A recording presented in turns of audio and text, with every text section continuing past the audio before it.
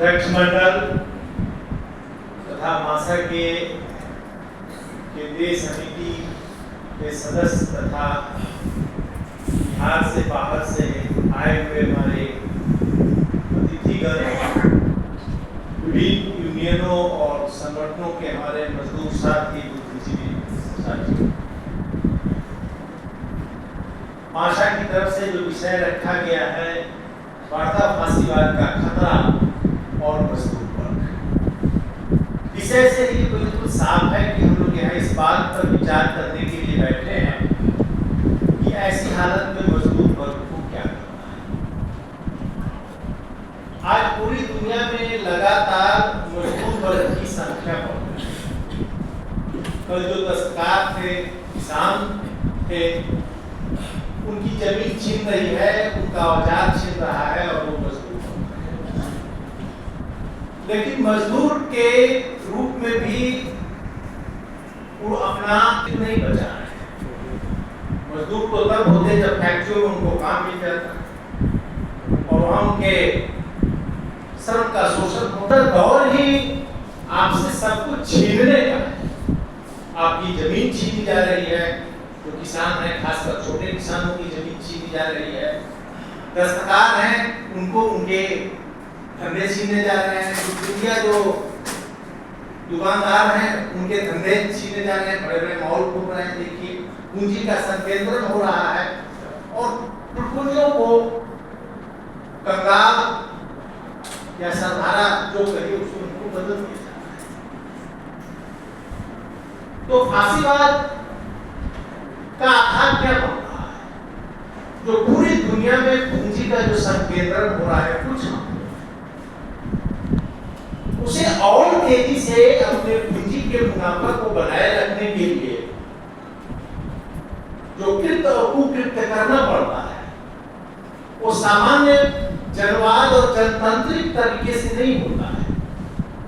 विरोध करने का अधिकार, वोट देने का अधिकार, ये सारी चीजें जो लॉलीपॉप है आम जनता को ठगने का, उससे ये काम नहीं चलता।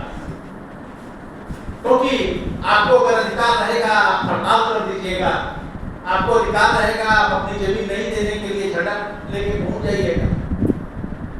तो जिस पूंजी को जो बम्पायर, जो प्रेतात्मक पूंजी के रूप में जमा हो गया है, वो किसके माथे पर सवार होगा? अभी देखिए, बिहार में 1 रुपए में 1050 या कुछ एकड़ अडानी को दे दिया गया बिजली घर बनाने के नाम पे।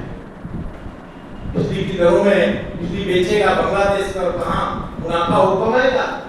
किसानों को भी जमीन का जो मुआवजा दिया गया है, होने पौने दाम में दिया गया है, वो लोग अपनी लड़ाई लड़ रहे हैं। एसपी कर रहा है मंच से कि आप लोग जनता को भड़का रहे हैं।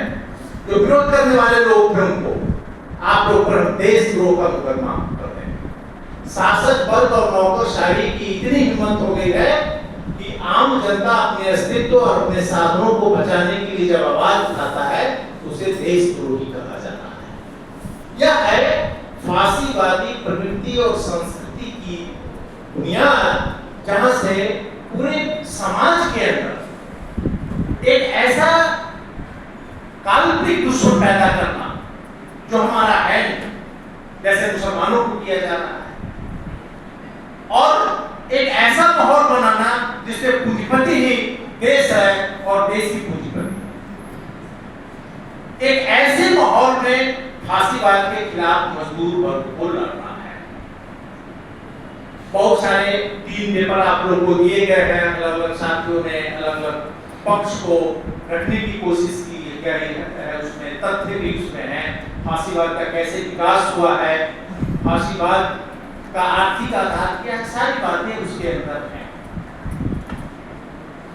मैं खास तौर पे इस सीमित समय में, और दबाव और बढ़ गया है क्योंकि हमारे पूर्व के वक्ता ने 2 मिनट पहले ही अपनी बात खत्म कर दी है, तो हम भी चाहेंगे कि अब समय में ही अपनी बात खत्म कर दें। ये हम लोगों को विचार करना होगा कि फांसीवाद जब हम सब बोलते हैं तो कुछ इतिहास दिमाग में नाचता हो, और पहला नाम नाचता है हिटलर। तो ये सोचना होगा कि हिटलर की पैदाइश कैसे हुई। जब हिटलर की चर्चा होती है तो स्टालिन